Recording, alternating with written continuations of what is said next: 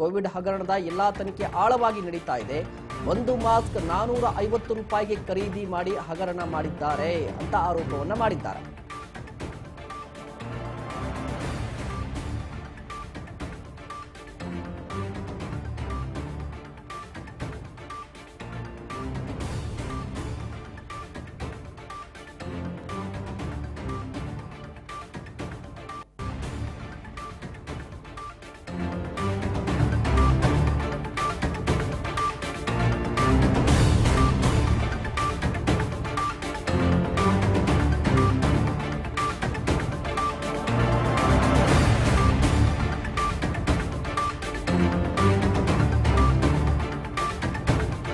ಬೆಂಗಳೂರಿನಲ್ಲಿ ಶಾಸಕ ಪ್ರದೀಪ್ ಈಶ್ವರ್ ಗಂಭೀರವಾದ ಆರೋಪವನ್ನ ಮಾಡಿರುವಂತದ್ದು.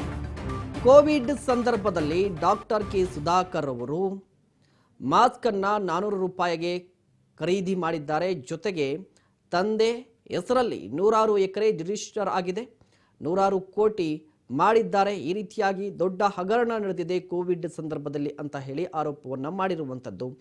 ಜೊತೆಗೆ ಸುಧಾಕರ್ ಅವರ ಟಾರ್ಚರ್ ಇಂದಲೇ ನಾನು ಶಾಸಕನಾಗಿದ್ದೇನೆ,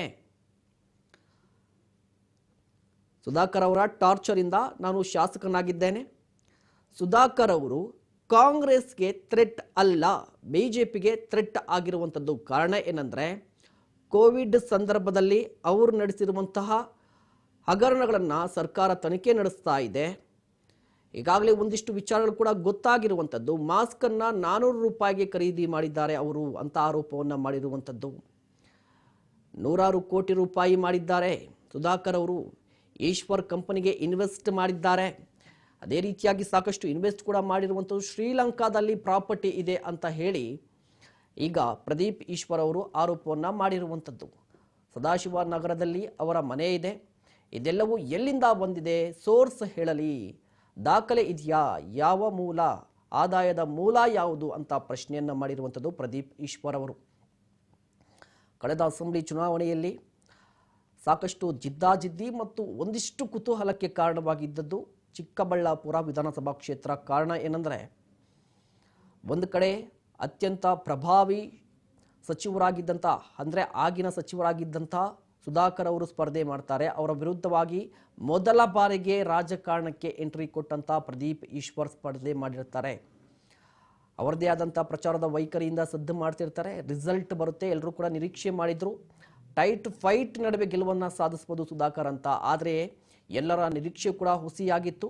ಪ್ರದೀಪ್ ಈಶ್ವರ್ ಯಾರೂ ನಿರೀಕ್ಷೆ ಮಾಡದ ರೀತಿಯಲ್ಲಿ ಗೆಲುವನ್ನು ಸಾಧಿಸ್ತಾರೆ.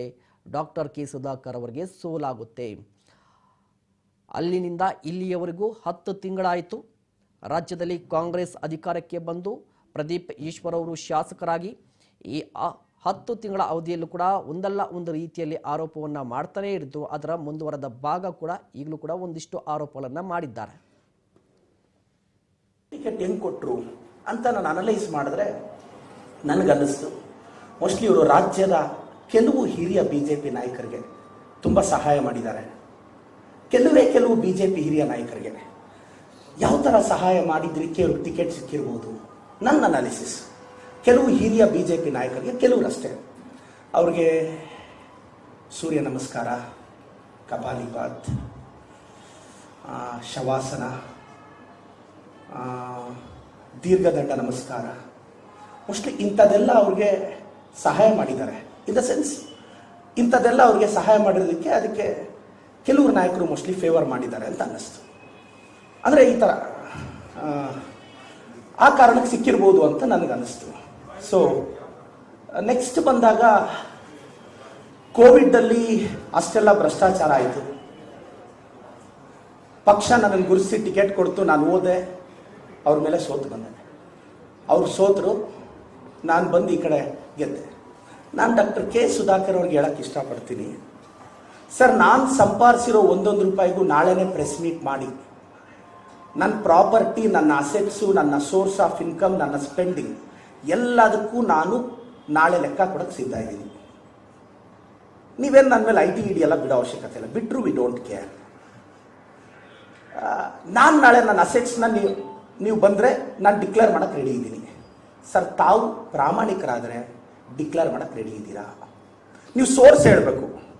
ಈಗ ನಾನು ನನ್ನ ಮನೆ ಹೆಂಗೆ ತಗೊಂಡೆ, ನನ್ನ ಕಾರ್ ಹೆಂಗೆ ತಗೊಂಡೆ, ನನ್ನ ಮೊಬೈಲ್ ಹೆಂಗೆ ತಗೊಂಡೆ, ನಾನು ಸೋರ್ಸ್ ಹೇಳ್ತೀನಿ, ಅದಕ್ಕೆ ನಾನು ಟ್ಯಾಕ್ಸ್ ಕಟ್ಟಿದ್ದೀನಲ್ಲೋ ಪ್ರೂಫ್ ತೋರಿಸ್ತೀನಿ ಮೀಡಿಯಾ ಮುಂದೆ. ನೀವು ಎಲ್ಲದಕ್ಕೂ ಯಾಕಂದರೆ ನೀವೀಗ ಅಭ್ಯರ್ಥಿ ಸರ್, ಯು ಶುಡ್ ಆನ್ಸರ್. ನೀವು ಆನ್ಸರ್ ಮಾಡಬೇಕು.